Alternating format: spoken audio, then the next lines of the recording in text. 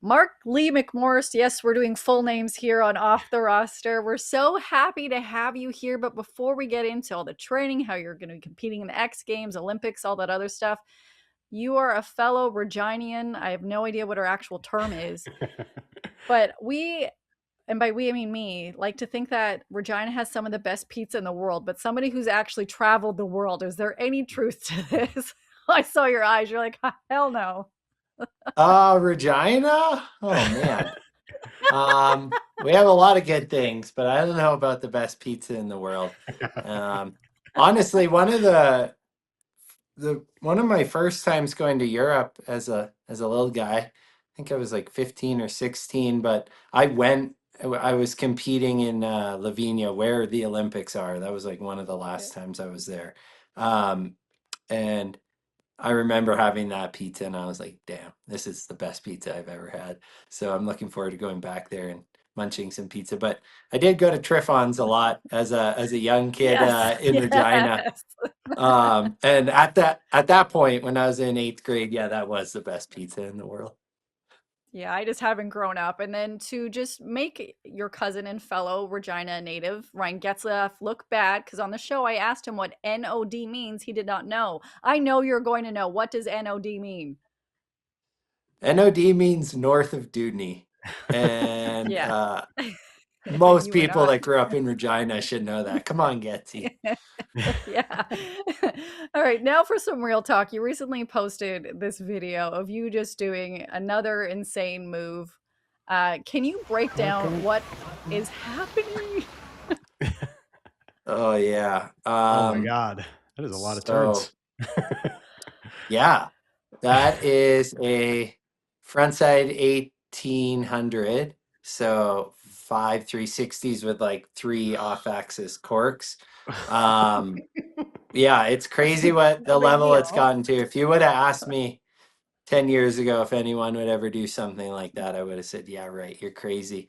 But as time goes on, things progress, and I'm still pushing to be there. So these are the things I need to do, and it is so dang fun though, scheming something up and facing that fear and pushing past it and learning something new that truly keeps me coming back for more. And I've been working my butt off lately and trying to be at my best for this year. So I'm happy to have that one in the bag now.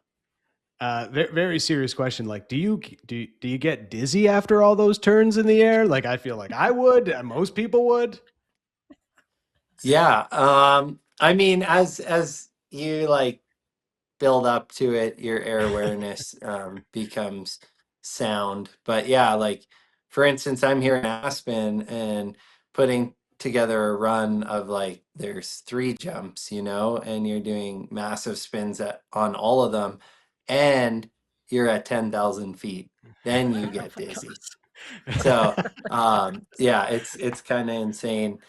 But yeah, luckily that we were just sessioning that one jump. Team Canada had a camp and we had, like snowmobile laps. So you get really cozy with it and comfortable and do kind of like a setup trick a bunch of times. But yeah, it is a lot to digest even for me. Yeah, I was watching a couple of old videos after we found out you were coming on, and I was like, a 1420 super cork. Sorry, I don't know really the lingo, but like now you're talking about 1880s, and all I know is like, man, you've really like pushed the boundaries from the start of your career to like where you are now. As you mentioned, it's like thinking about doing what you did on that 1880 we just showed. Like that's not something you would have even thought of when you first started coming around. Yeah, the part of the progression is my fault for sure. Like in 2011, I did the first ever backside 1440. And to think now, yeah, like 1800s and 1980s, and yeah, I'm not good at math, but that's a lot of spinning. It's pretty crazy. It's come a long way. I did want to ask, because we were on the Regina part of this, but just I'm not from Saskatchewan, but I do know it's the flatlands. How does somebody from Regina end up being one of the great snowboarders of all time? How do you go from flatland to mountain guy? Oh man, very lucky that my folks like to ski and board and go to the mountains. So we had family trips, and then our local hill is where our family had a cabin, and that's like 45 minutes outside the city. And that was enough to learn the fundamentals. And then Team Saskatchewan started when I was really young. Snowboarding's been in the Olympics since 98. So there was some, like government support there. And I was able to join that team and get out to the mountains quite often. But yeah, just truly had a lot of passion for it, loved it, loved being on a board. Um, and yeah, never in my wildest dreams did I think it would come this far. I was just like, I love this sport. I would love to do it for a living, but like to be at my 15th X Games and going to my fourth Olympics and to have had a 16-year career that's still going is something I couldn't have really dreamt up. So very grateful and very thankful for the life I lead. Are we talking like Mission Ridge? Yep. Mission Ridge Winter Park. Yes. I love that. You know how like there'll Orcopel, be signs that's like, Saskatchewan. they're like, there's a black diamond there, which it's not. It's basically a hill compared to everything you went. But I'll let you know, when I did that run when I was younger, I ended up having to get taken off on a dog sled because I ran into the fence. I've never been Oh more proud to get no. a concussion in my life. At Mission Ridge, let's go. But I will go to That's you when we talk legendary. about X Games and Olympics. There's just a lot happening for you, specifically always during this time of year, every 4 years. When we talk about the mental prep, because physically this has to be intense for you. Mentally, how do you kind of deal with this next month? Yeah. Physical, it's kind of year round, really working hard at it. And as I get older, I need to really work harder than I ever have at that. And then, yeah, mentally, just trusting yourself, believing in yourself, and you know, taking what I've learned from 4 Olympic cycles and 15 years of competing as a professional. So Yeah. just trying to take that knowledge with me, and then also just remind myself that this I got into this sport because it was really fun, and um, that's why I do it. And I like to push, and I like to win and things like that. But it's really important to remind myself why I'm out there, and yeah, just not get too wrapped up in it all and just enjoy it. Well, the fun part of it for me is like watching you do 75 spins in the air, backflips, all this crazy stuff that's going on. We all love watching and how you push the boundaries and the practice that you put into it. But is there a trick that looks insane to us basic folk who can't do anything that you do, that you just feel so comfortable doing? Oh, I'm sure there's a lot. Yeah, like No, um, everything. I feel like, yeah, I think to the untrained eye, it all looks pretty wild.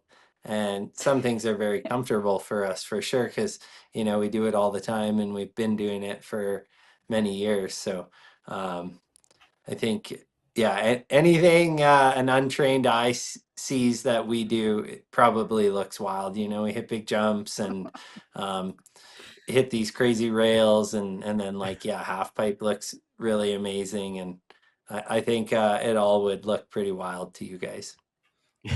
It does. It does. It It all does. looks Yeah, very, it Yeah, yeah. does. okay. Yeah, confirmed. It all looks Point very, proven. it all, Confirmed. yeah, it all looks very wild to us. So three Olympic medals. You've got record 24 X Games medals. You're going into your next X Games here, and then right off to Milano after that. What's the mindset? Do you have goals? How do you prepare yourself? What are you looking forward to in these two big events?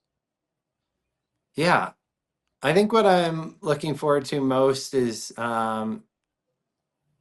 just enjoying it with friends and family, and then um, I guess knowing that I didn't leave any stone unturned. I've been working really hard, and know that I prepped as best I can. That's always a good feeling. And then, yeah, I think the ultimate goal is just to ride to the best of your ability. And then I think if I do that, I have a really good shot at hardware here this week and over in Milan. So, I mean, it would be great to get another medal, and I will be doing everything in my power to make that a reality. And we can't wait to watch over these next few weeks. But I do got to know, like, you put so much work into this. After the Milano Olympics are done, like, is it just like a full on pizza and pasta fest? Like, what happens after all of these big events? More events. Well, like snowboarding keeps going. We're very lucky. It's not like just an Olympic sport, it's Yeah. right back to, these are our months. So it's usually really, really busy for me until May. Little less competing, but like there's the natural selection tour, which I'll do, and that's more of a backcountry free ride event, and then maybe some other contests around that, and some production shoots. And it's funny, you think it's going to be mellow, but then you look at the calendar and it just fills right up. So but I'm thankful for that. Snowboarding is thriving and alive, and I'm lucky to be busy. And but yeah, once summer comes along, it'll be nice to kick my feet up and enjoy some much needed downtime. Just a couple more from us here. You mentioned backcountry. You've had some great collaborations with Red Bull Media and Red Bull Films, including Paved, that came out not too long ago. I suggest anybody go look Yeah. at this because it is such a fascinating watch. But I look at this like, hey, you're in the backcountry of Alaska, which just even watching that, like, I just was so tense, but it was so entertaining because we see you now. You're okay. You're doing great. Yeah. But you're like, yeah, you're like falling from, like, getting dropped from helicopters. So everything that us at home think is crazy is just like, oh yeah, no, I'm gonna try this. But has there ever been a pitch or something you wanted to do that they're like, that's a little too extreme? For sure.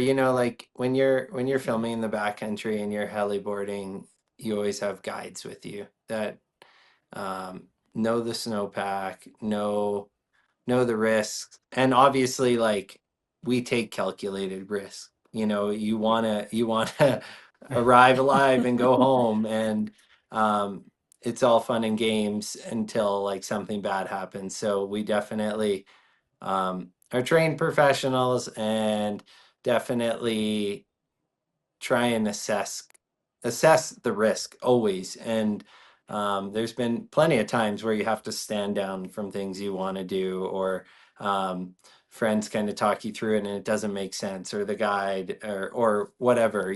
So that's a whole different side of snowboarding that I really enjoy and love. And I feel like just riding untouched mountains and kind of like painting your picture is really special. And I look forward to doing more of that in the back half of my career. Yes, cannot wait for that. I also like, I feel like you'd pitch something that's like, okay, I'm going to drop down from a helicopter holding a crocodile and I'm just going to absolutely carve the shit out of this mountain. That is where I feel like you're going to be at in the second half. Yeah, Red Bull Well, would we'll eat have to that wait up. and see. No, They would, and I would. But so the last thing I want to hell know is yeah. like, yeah, you're a multi-sport talented athlete. And I know you're friends with a couple NHLers, including Connor McDavid. When you were in the Juno Cup, for those who don't know what that is, it's a lovely fundraiser for Juno Cares, and it involves music in Canada. When you're on the ice, did you ask him for any tips, and have you ever raced him on the ice? That mofo was Honestly, fast. I've never been on the ice with Connor, actually. So I haven't asked him for any tips or anything like that. But I definitely do love the game, and um, love cheering my pals on. And yeah, lots of pals across a lot of different teams, and um, even some friends, that I grew up with playing Europe, or um, all over the world. And I think it's a great game, and we have a lot of mutual respect for each other. And yeah, it'll be fun to have those guys over at the Olympics again, and watching them. And yeah, it's gonna be an exciting games for that alone. So yeah, it's always fun to have different friends that do things professionally and just in sport in general. It's nice to bounce things off each other and just see how they train, or vice versa. So yeah, have a lot of neat friends that do a lot of neat things. The next time you're in the Juno Cup, I want you to drop the mitts against Jim Cuddy.